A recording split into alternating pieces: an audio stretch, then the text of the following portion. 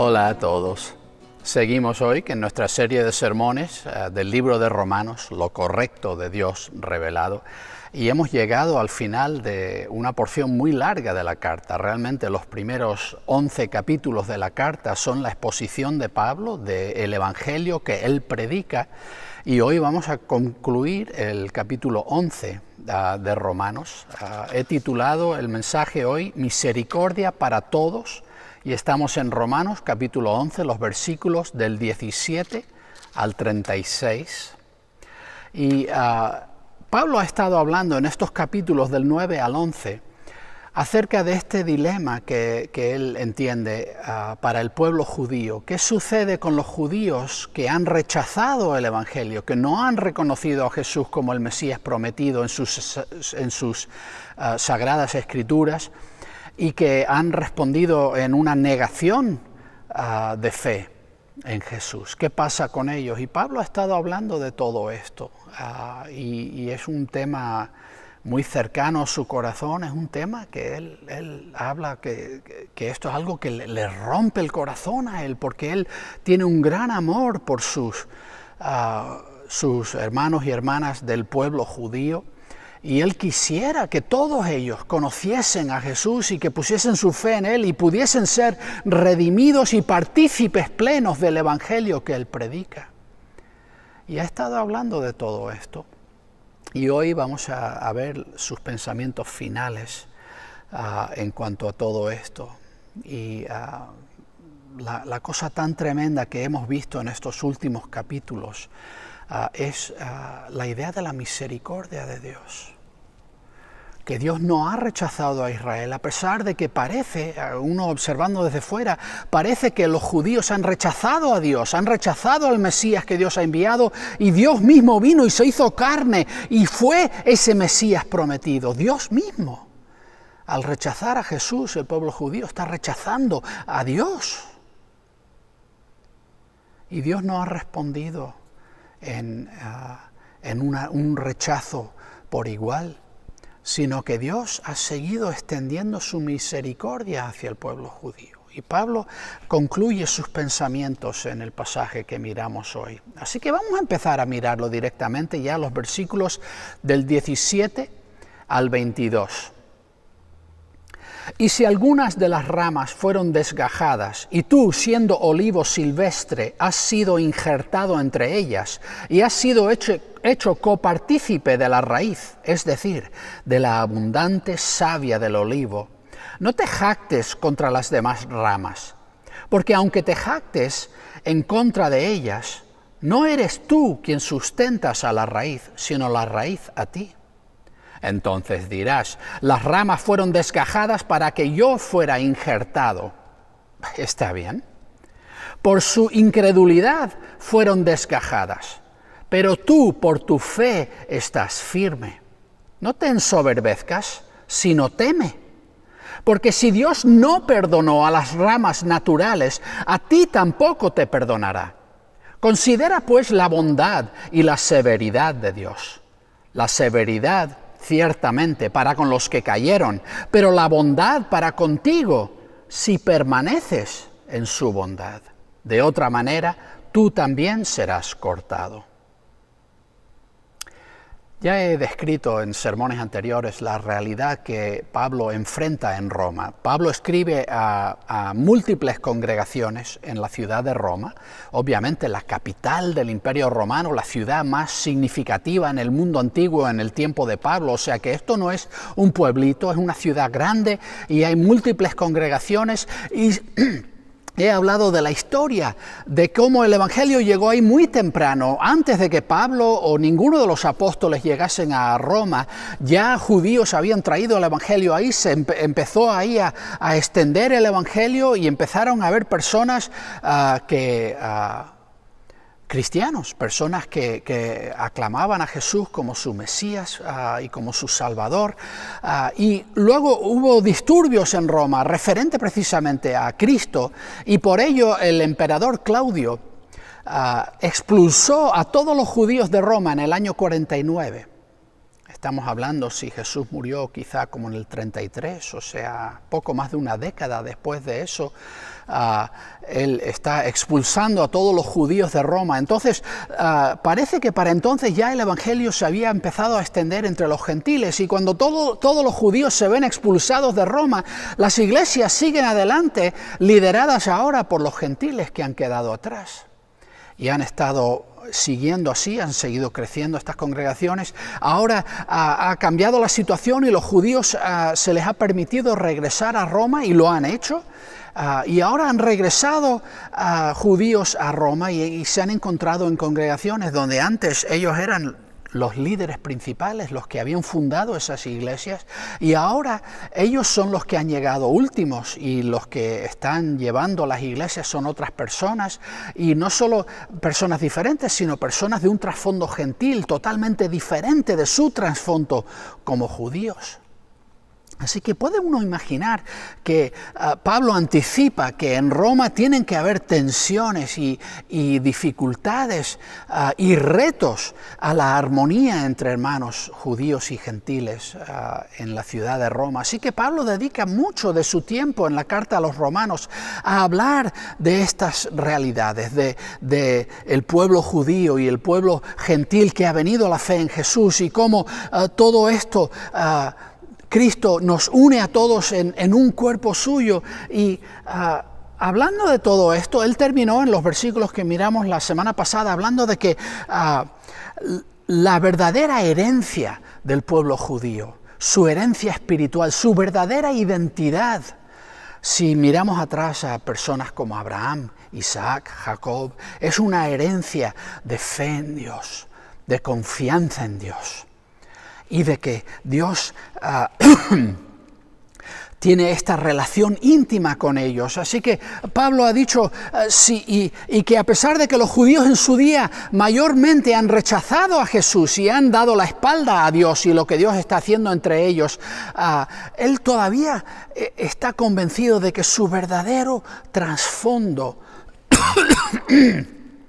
es un trasfondo de fe, y dice, si las primicias son santas, también lo es toda la masa. Si la raíz es santa, también lo son las ramas. Y siguiendo con esa metáfora de un árbol, un tronco y las ramas de ese árbol, Pablo continúa en el pasaje de hoy y habla, ok, bien, pues algunas de esas ramas de ese tronco han sido desgajadas, han sido quitadas del árbol. Y tú, que no eres un olivo cultivado que da aceitunas y fruta que la gente puede usar, sino un olivo silvestre que crea un fruto que no se puede utilizar. Un olivo silvestre ha sido injertado en el lugar donde fueron quitadas esas otras ramas. Está creando una imagen de la realidad, de lo que ha sucedido cuando los judíos que han rechazado a Jesús han sido quitados, y en su lugar han entrado los gentiles a formar parte de esto. Y piensa incluso quizá en otra forma de pensar la metáfora de Pablo. Si inició este pueblo de Dios, se inició en Roma con judíos que habían comenzado todo, y luego cuando Claudio los expulsó es como que quedaron muchas vacantes y de repente los gentiles llenaron esas vacantes. Sea como fuere, los judíos han sido retirados y los gentiles han entrado, y estamos hablando realmente de participación en el pueblo de Dios. Y Pablo dice, tú que antes no tenías nada que ver con el pueblo de Dios, no sabías nada de los 10 mandamientos, ni de la ley de Moisés, ni de las promesas de Dios del Mesías, no sabías nada de todo eso. Tú entraste sin conocimiento previo de ningún tipo, tú eras una rama en un olivo silvestre que no participaba de ninguna forma de todo esto, y sin embargo Dios te injertó en su pueblo y te hizo parte, de forma que te convertiste en copartícipe de la raíz. Es importante notar eso. Pablo, sea lo que sea que él tiene en mente con la idea de la raíz, bien sea la raíz hablando de los patriarcas, de la fe de Abraham, Isaac y Jacob, o la raíz como el pueblo de Israel mismo, el pueblo de Dios, o la raíz como Dios mismo, como Jesús diría en el Evangelio de Juan, capítulo 14, yo soy la raíz, vosotros sois las ramas, yo soy la vid, perdón, vosotros sois las ramas. Sea lo que sea que Pablo tiene en mente con esa idea de la raíz, está diciendo que los gentiles ahora son copartícipes. La herencia del pueblo de Dios, la participación en Dios, la participación plena en esta identidad como pueblo de Dios, es plenamente ahora, tanto del gentil como ha sido hasta ahora del judío. Ya no existe esa distinción, la raíz es la misma, hay una raíz. No hay dos pueblos de Dios, no está el pueblo de Israel y la iglesia, hay un pueblo de Dios, una raíz. Y la única forma en que uno participa es si es injertado en esa misma raíz. Hay personas que tratan de entender la Biblia de forma que Dios tiene un plan para Israel y otro plan para los gentiles. La iglesia es una cosa, Israel es otra. Pablo diría, no en absoluto. Los gentiles que han entrado a formar parte de lo que Dios está haciendo son copartícipes de la raíz. No hay dos raíces, no hay dos pueblos, no hay dos planes, no hay dos dioses. Hay un plan, un Dios, un pueblo, una herencia espiritual que lleva atrás hasta Abraham. Todos los que entramos a formar parte participamos de lo mismo y nos nutrimos de esta abundante savia del olivo que viene de esa raíz. Y Pablo advierte a los gentiles que de repente de no tener nada son partícipes plenos en toda esta riqueza espiritual que de repente se derrama sobre ellos, y el Espíritu Santo que obra en sus corazones y las Sagradas Escrituras, como el Espíritu Santo las abre cuando se sientan a escucharlas y las estudian juntos.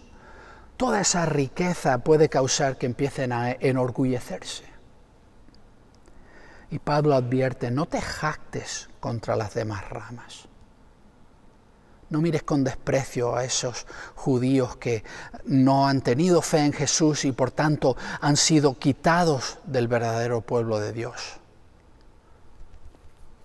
Y Pablo dice que esto es lo que tienes que tener en mente. Si vas a empezar a enorgullecerte y a mirar con desprecio a otros, dice, recuerda que no eres tú el que sustenta la raíz.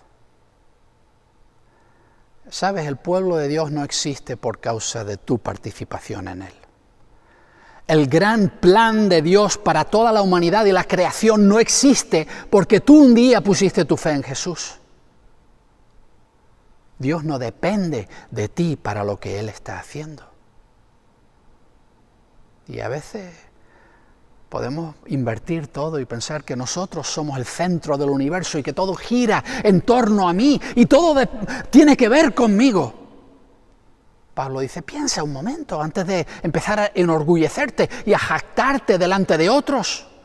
Tú no eres el que sustenta la raíz te sustenta a ti. Dios no depende de ti, tú dependes de Dios. A lo mejor dices, las ramas fueron desgajadas para que yo fuera injertado, o sea, Dios quitó a ellos porque no eran dignos y me hizo hueco a mí porque a lo mejor yo sí soy digno. ¿No? Si Dios quitó a esos y me puso a mí en su lugar, es que yo soy mejor que ellos. Pudiera uno pensar de esa forma. Y Pablo dice, bien, bueno, como que concede el punto momentáneamente. Por su incredulidad, y esa palabra básicamente es la palabra fe, pero con el negativo delante, su no fe, su negativa a la fe, su rechazo de la fe, por la ausencia de fe en ellos, fueron desgajados. No pusieron su fe en Dios. Por eso fueron desgajados de la rama, del tronco. Tú, por tu fe, estás firme. Pablo les recuerda, tu posición, tu participación en todo esto no tiene que ver con tus méritos. Tiene que ver con dónde has puesto tu confianza. El problema de ellos es que no pusieron su confianza en Dios, la pusieron en ellos mismos. Y si tú empiezas a enorgullecerte de lo grande que eres y lo maravilloso que eres y lo digno que eres del favor de Dios, si empiezas a poner tu confianza no en Dios sino en ti mismo, Pablo les está advirtiendo, estás cayendo en la mismísima trampa de esas ramas que fueron desgajadas.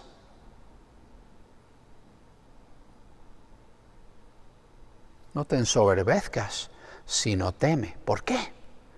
Porque si Dios no perdonó a las ramas naturales, a ti tampoco te perdonará.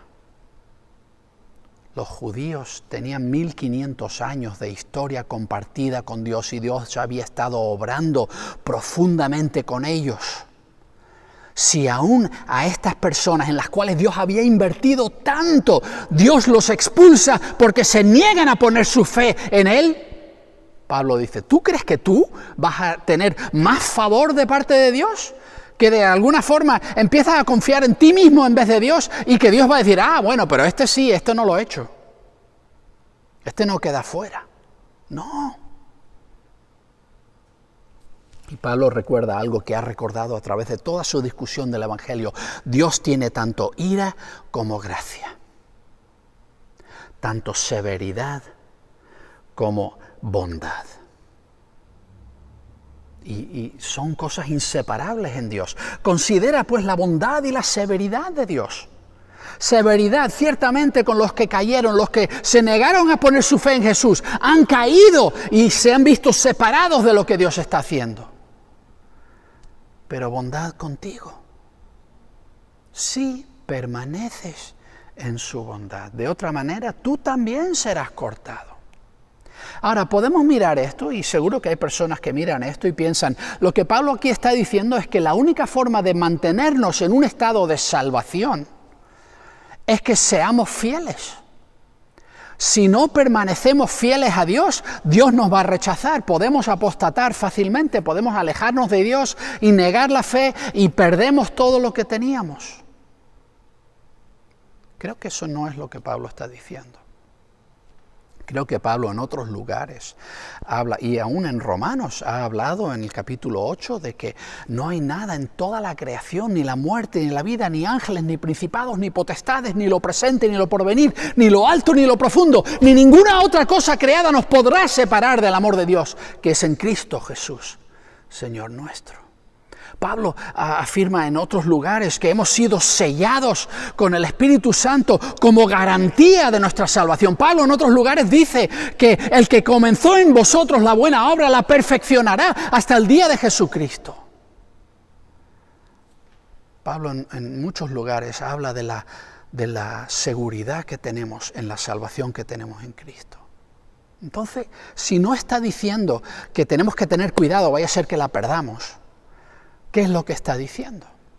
Bueno, cuando pienso en la carta a los romanos, tengo que recordar continuamente que Pablo, por su propia admisión en la carta, está escribiendo a congregaciones que él nunca ha visitado en persona. Él nunca ha estado allí. Hay individuos que están allí, que él ha conocido a través de los años, pero él no conoce esas congregaciones personalmente, solamente de oídas. Y por algunos representantes que han cruzado su camino a través de los años, pero él sabe que escribe a múltiples congregaciones en Roma, y él sabe esto, que si es sencillo para un judío crecer con todo el trasfondo de las Sagradas Escrituras, con todo el conocimiento de las cosas de Dios que tenían los judíos cuando apareció Jesús en el marco de la historia. Y si aún estando tan cerca y con un conocimiento tan pleno y perfecto, teniendo la Biblia misma en las manos y pudiendo mirar las profecías que hablaban de la venida del Mesías y pudiendo comparar cómo Jesús estaba cumpliendo esas profecías, aún ellos eran capaces de verse excluidos porque se negaron a poner su fe en Jesús. Estaban haciendo algún tipo de religiosidad, observaban los ritos y los rituales y las cosas de la ley de Moisés, pero lo que les faltó fue poner su fe en Jesús. Y estaban tan cerca. Y lo que Pablo sabe es que lo mismo pasa en una iglesia cristiana que pasaba en una sinagoga judía. Que por estar ahí sentado no tienes garantía ninguna. Que por estar escuchando las palabras de Dios enseñadas no tienes garantía ninguna. Porque los judíos mismos son evidencia clara de eso. Que puedes estar muy cerca, puedes escuchar a Jesús mismo predicando. Y aún negar esa fe y aún verte excluido porque en vez de poner tu fe en Jesús la has puesto en ti mismo o en alguna otra cosa. Y Pablo advierte a los gentiles, en cualquier momento que te sientas tentado a caer en el orgullo, recuerda que eso fue el problema de los judíos y que lo mismo que les pasa a ellos le pasa a cualquiera. Si quitas tu mirada de Jesús y la pones en ti mismo, entonces tú no estás en fe, tú estás en otra cosa. Lo único que salva es fe en Jesús. Si lo que tú tienes en fe en ti mismo, da igual que estés apareciendo a los cultos los domingos y estés haciendo todas las cosas que todo el mundo está haciendo, eso no te garantiza nada. Lo único que te garantiza algo es que pongas tu fe en Jesús. Así que nunca hay motivo de orgullo. Nunca, jamás. Porque tú no eres el que te salva, es Jesús quien te salva. Nunca hay motivo para mirar a nadie con desprecio. Porque lo mismo que te salva a ti puede salvar a esa persona igualmente. No hay persona más digna o menos digna de la sangre de Cristo. Todos somos indignos. Pablo recuerda esto y es una forma de recordar a los gentiles en Roma que miren con amabilidad a los judíos, incluso a los judíos que se han negado a la fe y que se han convertido en enemigos del Evangelio. Aún con compasión deben mirarles a ellos por todo lo que se están perdiendo, sin arrogancia. Tengo una pregunta de estos versículos. Puede ser fácil olvidar que es Jesús quien nos está cambiando de adentro a afuera.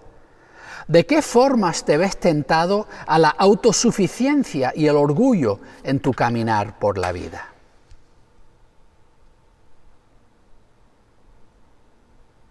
Y seguimos los versículos del 23 al 27. Y ellos también, si no permanecen en la incredulidad, serán injertados, porque Dios es poderoso para injertarlos de nuevo. Pero si tú fuiste cortado del olivo silvestre y contra la naturaleza fuiste injertado en el buen olivo, ¿cuánto más estos, que son las ramas naturales, serán injertados en su propio olivo? Hermanos, para que no seáis sabios en vuestro propio parecer, no quiero que ignoréis este misterio, que ha acontecido a Israel endurecimiento en parte, hasta que haya entrado la plenitud de los gentiles. Y así todo Israel será salvo. Como está escrito, vendrá de Sión el libertador, quitará de Jacob la impiedad. Y este será mi pacto con ellos cuando yo quite sus pecados. Aquí llegamos a lo que Dios le ha revelado a Pablo en cuanto a sus planes para con el pueblo judío. Y esto es lo que dice Pablo, que los judíos, aún los judíos que han rechazado a Jesús como el Mesías y que se han convertido en enemigos de la iglesia, aún esos judíos todavía pueden ser salvos. Lo único que hace falta es que no permanezcan en su incredulidad. Y otra vez esa palabra es fe con la negación delante, con su ausencia de fe. Mientras no se sigan aferrando a no poner su fe en Jesús. En cualquier momento pueden poner su fe en Jesús y todo cambia. Dios les recibe con brazos abiertos. Dios no ha cerrado la puerta, a pesar de que el pueblo judío en su mayoría ha rechazado a su Mesías. Dios no les ha rechazado a ellos. Dios sigue extendiendo la invitación. Ven, entra. Y Pablo ya ha hablado un poco de esto, del plan de Dios para traerlos de vuelta ahí. Y Pablo quiere que entiendan esto, el hecho de que estas personas se han endurecido en contra del Evangelio y Dios ha respondido, lo vimos en el pasaje de la semana pasada, endureciendo más su corazón y causando ceguera y cosas que se vean atrapados en trampas de sus propios diseños. Todo esto es como Dios castiga la ausencia de fe. Cuando rechazamos a Dios, hay consecuencias negativas y Dios hace que nuestra vida sea desagradable. Pero eso no es que Dios esté enfadado y esté siendo vengativo con nosotros. Dios está tratando de ayudarnos a entender que por ahí vamos mal. Y si hace que nuestra vida no sea tan placentera como pensábamos que iba a ser, a lo mejor estamos dispuestos a entender que vamos por el camino equivocado y a lo mejor hay un camino mejor. Y Dios obra de esta forma, no simplemente como castigo, sino de una forma para redimir, para hacer que el que ha rechazado el Evangelio vuelva a reevaluar. Y Pablo dice que ellos pueden ser reinjertados, aunque han sido desgajados del tronco. Pueden ser reinjertados. Y Pablo dice, no pienses tú, gentil, que eso es gran cosa. Si Dios pudo cogerte a ti, que ni siquiera eras parte del árbol, y eras parte de un árbol que era de otra naturaleza completamente, y Dios fue capaz de injertarte a ti contra la naturaleza en ese árbol. Cuanto más las mismas ramas que por naturaleza pertenecen ahí. Y piensa un momento lo difícil que era para un gentil venir a la fe en Jesús. Reconocer de repente que todo este panteón de dioses que adoraban y que temían y que trataban de complacer de mil maneras, no solo es que no sean poderosos, es que no existen, son inventos, es una gran mentira que todo el mundo ha creído. Aceptar eso es difícil cuando llevas toda la vida creyendo estas cosas. Venir a Jesús y descubrir que Dios espera de nosotros una sexualidad diferente, pureza, fidelidad, algo honroso. Y ellos nunca en su vida habían sentido ninguna necesidad de prestar atención. Si les apetecía hacer algo, lo hacían. Tantas cosas que descubrir que habían entendido completamente mal. Y Pablo entiende, al hablar de los judíos que no creen en Jesús como las ramas naturales, ellos tienen mucho por la ley y su conocimiento de la palabra de Dios. Ellos entienden mucho acerca de la idolatría, saben que los ídolos representan dioses falsos. Ellos saben y siguen las pautas de comportamiento en cuanto a sexualidad y toda una serie de cosas que Dios pone en la ley. Ellos conocen los 10 mandamientos y esta forma de vivir la vida. Tienen, digamos, la cáscara de lo que es lo que Dios busca en sus vidas. Lo que les falta es el corazón, que el Espíritu Santo de Dios entre y transforme desde adentro afuera. Pero tantas cosas incidentales, tantas cosas externas para ellos son ya naturales. Obviamente Dios puede reinjertarlos. Y Pablo habla aquí de un misterio, algo que Dios le ha revelado a él. Y dice, no quiero que penséis que sois muy sabios y empecéis y que caigáis en este orgullo contra los judíos que no han creído. Mira qué tontos, teniéndolo todo no lo aceptaron, y mira yo que no sabía nada, y yo en cuanto lo oí yo lo entendí perfectamente y lo acepté. Yo sabía que esto era lo que yo necesitaba. Es fácil caer en ese orgullo. Pablo dice, quiero que entendáis un misterio para que no os enorgullezcáis. Dios está obrando de una forma especial aquí. Dice, ha acontecido a Israel un endurecimiento en parte. Hay una porción de Israel, quizá mayoritaria, pero una porción, no la totalidad, porque hay un gran número de judíos creyentes. Pero hay un endurecimiento en parte a Israel, que han rechazado el Evangelio, y realmente ese rechazo ha sido el ímpetu que ha obligado a los cristianos creyentes judíos a salir de Jerusalén y empezar a extenderse por el mundo, y con ello el Evangelio ha llegado a los gentiles. Ha empezado a extenderse fuera de Judea. Y por ello Dios está obrando a través de este endurecimiento del pueblo de Israel para extender el Evangelio a los gentiles. Y dice Pablo, Dios está haciendo hasta que haya entrado la plenitud de los gentiles, hasta que la palabra del Evangelio se haya extendido hasta los confines de la tierra. Y así todo Israel será salvo. De ese modo, este es el plan de Dios. Va a usar la incredulidad de los judíos para que el Evangelio se extienda a los gentiles, para luego volver a reinvertir las cosas. Y va a usar a los gentiles, como Pablo ya ha dicho en el pasaje que miramos la semana pasada, va a usar lo que él está haciendo entre los gentiles para provocar a Israel a celos, y que ellos vuelvan y reevalúen su negación a fe en Jesús y puedan entrar a formar parte. ¿Y en qué se basa Pablo para hacer esta predicción, esta profecía? Él cita pasajes de Isaías: vendrá de Sión el libertador, quitará de Jacob la impiedad, y este será mi pacto con ellos cuando yo quite sus pecados. Él mira pasajes del profeta Isaías que hablan de Dios, el propósito de Dios con el pueblo de Israel de quitar su pecado y de redimirlo. Ahora, ¿qué hacemos con esto? Porque esto lo escribió Pablo hace ya casi 2000 años, y por lo visto, por lo pronto, en lo que hemos observado de la historia humana, no ha habido un retorno en masa del pueblo judío al Evangelio. Ahora, sí es cierto que a través de toda la historia ha habido ese remanente de fe, ha habido judíos que han creído en Jesús, ha habido judíos mesiánicos a través de toda la historia, y hasta el día de hoy los hay muchos.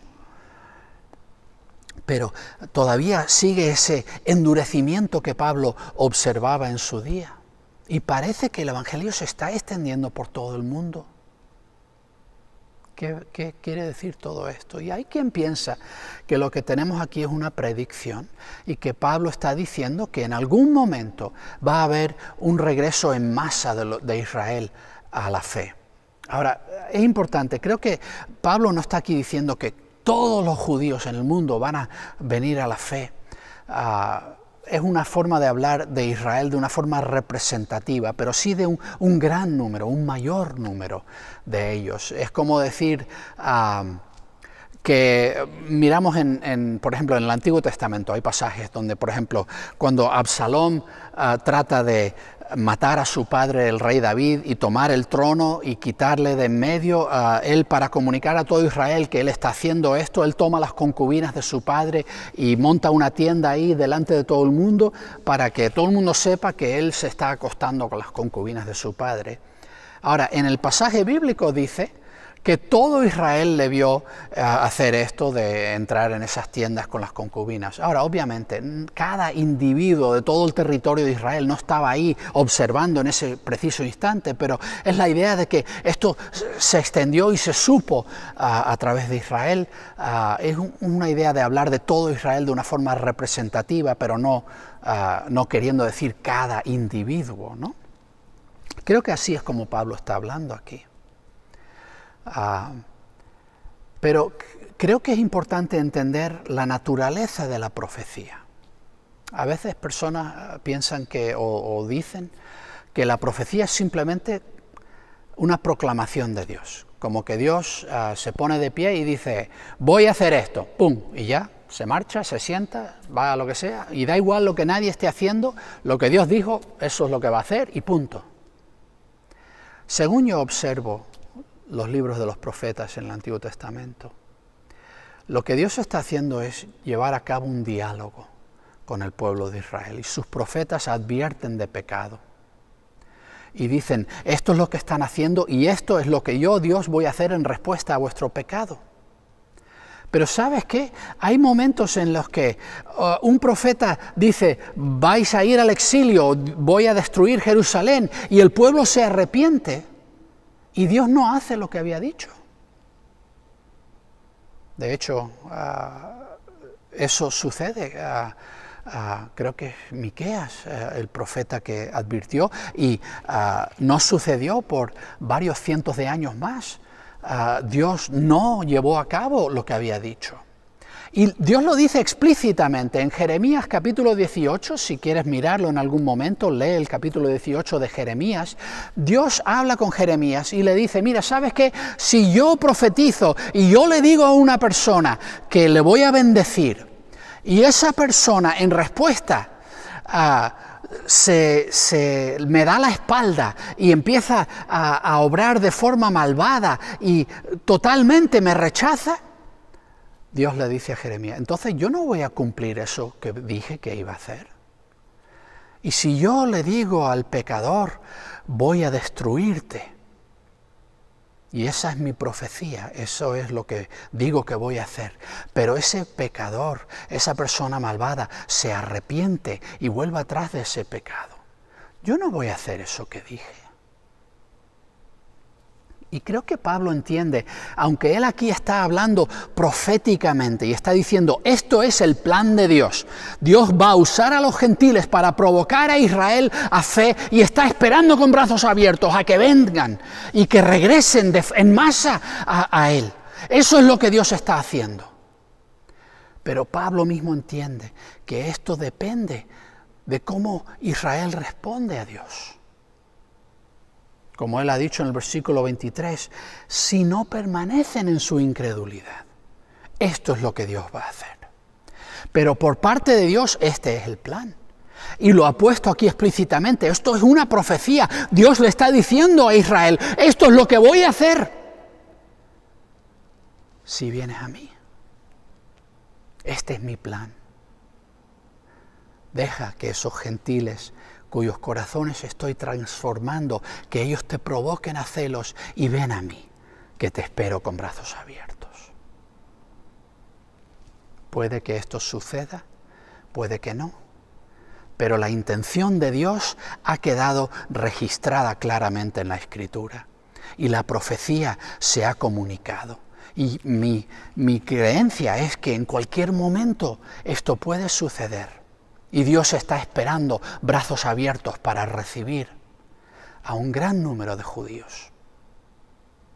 Y en cada generación esa pregunta ha quedado ante ellos. Tengo una pregunta de estos versículos. Pablo indica que Dios mantiene abierta la puerta para que los judíos vengan a la fe. ¿Qué oportunidades has tenido para atraer a judíos a Cristo? ¿Y qué de personas de otras fes? Seguimos del 28 al 32. Así que en cuanto al Evangelio son enemigos por causa de vosotros, pero en cuanto a la elección son amados por causa de los padres. Porque los dones y el llamamiento de Dios son irrevocables. De igual manera vosotros en otro tiempo erais desobedientes a Dios, pero ahora habéis alcanzado misericordia por la desobediencia de ellos. Asimismo, ellos han sido desobedientes en este tiempo, para que por la misericordia concedida a vosotros, también a ellos les sea ahora concedida misericordia. Porque Dios encerró a todos bajo desobediencia para tener misericordia de todos. Pablo dice, bueno, entonces tú ves ahora mismo que estos judíos que han rechazado el Evangelio son enemigos. Y en cuanto al Evangelio, son enemigos por causa vuestra. Y no sé exactamente si Pablo con eso quiere decir que su enemistad contra el Evangelio es precisamente lo que Dios usó para traerles el Evangelio a los gentiles. Y fue por causa de ellos que Dios permitió ese endurecimiento. O quizá está diciendo que porque ellos han creído en Jesús y estos judíos niegan a Jesús, es por eso que se han convertido en enemigos. Cualquiera de esas dos opciones es posible y quizá Pablo piensa ambas cosas. Pero dice, en cuanto a la elección, son amados no son enemigos. En cuanto a el propósito de Dios y la gracia que Dios quiere extender y elegir para sí a personas para participar con Él en la eternidad, en cuanto a eso son amados. ¿Por qué? No por causa de los gentiles, sino por causa de los patriarcas. Abraham, Isaac, Jacob, estas personas que caminaron con Dios y que Dios ama.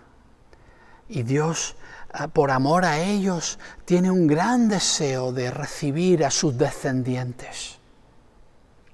A pesar de que ahora mismo están luchando y se han puesto como enemigos del Evangelio, Dios les ama. Y Pablo dice, considera todo esto. Había un tiempo en que ustedes eran enemigos, desobedientes a Dios. Ustedes no obedecían a Dios, no obedecían nada de las cosas de Dios. Pero ahora, por causa de la desobediencia de ellos, Dios la usó para que el Evangelio llegase a vosotros. Por su desobediencia vosotros habéis recibido esta gracia de Dios, esta misericordia de Dios. Dice, piensa que lo mismo pasa con ellos. Ellos ahora mismo están siendo desobedientes, como vosotros antes erais desobedientes. Y lo que Dios pretende hacer es que la misericordia que Él os ha concedido a vosotros se convierta en lo que Él usa para provocarles a ellos a la fe, para que ellos también puedan recibir esa misma misericordia, para que ellos sean concedidos la misma misericordia. Y esto es lo que Pablo dice, Dios ha hecho las cosas de tal forma que todo el mundo está encerrado bajo desobediencia, tanto el ultra religioso, el fanático religioso, como el más degenerado de los paganos, todos somos desobedientes. Y nos vemos en necesidad de la gracia y la misericordia de Dios. ¿Sabes por qué nos encerró Dios a todos bajo desobediencia? No para matarnos a todos, no para castigarnos a todos, sino porque su intención era derramar su misericordia sobre todos nosotros, sin distinción, sin favoritos, sin nada, para derramar su misericordia sobre todos. El Evangelio es como Dios ha derramado su misericordia sobre todo el mundo. Judío, gentil, da igual. Todos somos desobedientes, si no es de un sabor, es de otro, si no es de una manera, es de otra, pero todos hemos caído en lo mismo y somos dignos del juicio divino y desesperadamente necesitamos la misericordia que Dios derrama sobre nosotros en Cristo. Tengo una pregunta de estos versículos. Dios sabe que nadie tiene mérito que le pudiera obligar a salvarnos. Así que en su bondad ha elegido extender el mismo nivel de gracia a todos. ¿Qué es lo que más difícil se te hace en adoptar la actitud de Dios de misericordia para con todos?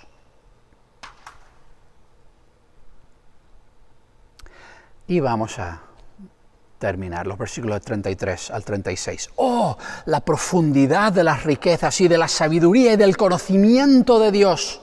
¡Cuán incomprensibles son sus juicios e inescrutables sus caminos! Porque ¿quién entendió la mente del Señor? ¿O quién llegó a ser su consejero? ¿O quién le ha dado a Él primero para que sea recompensado por Él? Porque de Él y por medio de Él y para Él son todas las cosas. A Él sea la gloria por los siglos. Amén. Pablo termina su discusión del Evangelio en una doxología, una expresión de adoración a Dios. Y él se maravilla de lo profundamente rico que es Dios en sabiduría y en conocimiento. No solo que sabe todo, sino que entiende todo. Tiene el conocimiento sabio de cada cosa. No es simplemente inteligente, es sabio.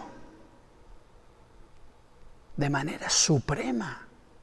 Y él mira y piensa, cómo Dios está obrando, cómo ha salvado a los gentiles usando la incredulidad de los pueblos judíos.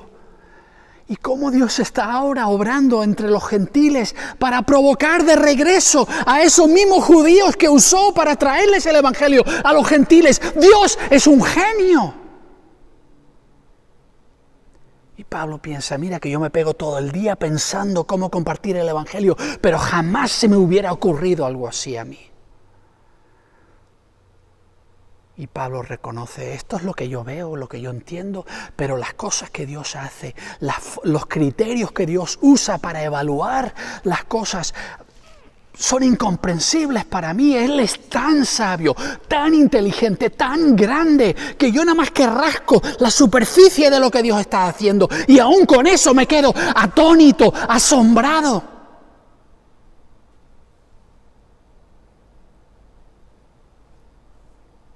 Sus caminos, las formas en las que Dios opera y obra e interviene en los asuntos de la humanidad, las formas en que Él se inserta en nuestras vidas en esos momentos más inesperados. Inescrutable. Es sublime. Pablo se maravilla de lo grande que es Dios. Y cita aquí del Antiguo Testamento, ¿quién entendió la mente del Señor? ¿Quién llegó a ser su consejero?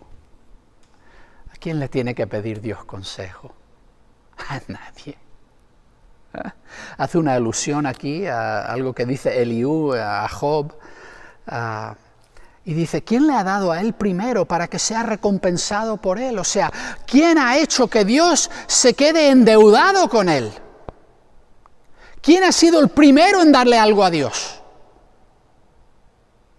¿Sabes por qué eso jamás puede suceder? Porque nunca ningún ser humano, ni nadie, ni ningún ser de ningún tipo va a ser el primero en entregarle algo a Dios y que Dios ahora se vea obligado a devolver el favor. Pablo lo dice, porque de Él, por medio de Él y para Él, son todas las cosas. ¿Tú sabes esa cosa que tú le estás dando a Dios? Adivina dónde la cogiste tú. Adivina de dónde viene esa cosa que tú pretendes entregarle a Dios. Dice, no, es que es mi talento. Yo he trabajado duro toda mi vida para desarrollar este talento. Muy bien, ¿y quién te dio ese talento? Yo canto muy bien, pero es que he trabajado duro para cantar bien. Muy bien, hay personas mudas. ¿Quién te dio voz? Yo trabajo duro y he ejercitado mi cuerpo de forma que yo puedo hacer cosas poderosas con este cuerpo. Muy bien, hay personas paralíticas. ¿Quién te dio la fuerza para hacer eso? Tú no le vas a dar a Dios nada que Él no te dio a ti primero. Nunca vas a dejar a Dios en tu deuda, porque de Él son todas las cosas. Pero sabes que no es solo eso, no solo que todo proviene de Él y sale de Él. Y esa es la forma, la palabra que Él usa en griego ahí es saliendo de Él proceden todas las cosas. Salen de Él. También a través de Él son todas las cosas. Por medio de Él son todas las cosas. O sea que Dios no solamente es el origen de todo, sino es la fuerza que sustenta la existencia de todo lo que existe. Cada momento que vivimos es por la gracia de Dios. El universo sigue funcionando día tras día por la fidelidad de Dios. El sol sale cada mañana porque Dios es un Dios fiel. El universo lo sustenta cada instante. Tu corazón sigue latiendo vez tras vez tras vez, porque Dios lo sustenta. Y no solo eso, todo es para Él. Y la palabra que usa ahí, la preposición que usa ahí en el griego es dentro de. O sea, todo sale de Él, lo sustenta y todo entra de nuevo en Él. Todo está diseñado para regresar y fluir a Él. Todo lo que existe tiene un destino final y ese destino final es Dios. Bien sea para juicio y muerte eterna, bien sea para juicio y gloria y vida eterna. Pero inexorablemente todos nos dirigimos hacia ese encuentro final con Dios. De Él, por medio de Él y a Él, para Él, son todas las cosas. Él es el origen, Él es lo que está en medio y Él es el destino final de todos nosotros. A Él sea gloria por los siglos. Amén. Tengo una última pregunta. Pablo, sin duda, uno de los teólogos más brillantes que el mundo jamás ha visto, se quedaba atónito ante el genio de Dios, tanto en sus asesoramientos críticos como en su actividad. ¿Qué te llena a ti de asombro cuando vienes ante Dios? Hemos llegado al final del pasaje hoy y tenemos tanta suerte. Porque Dios es bueno. ¿Sabes qué? Supongo que no hay motivo ninguno por el cual Dios tuviera que ser así. Pudiera ser que el único Dios que existe fuera un Dios cruel. Pero qué suerte tenemos. Que el Dios que es bueno.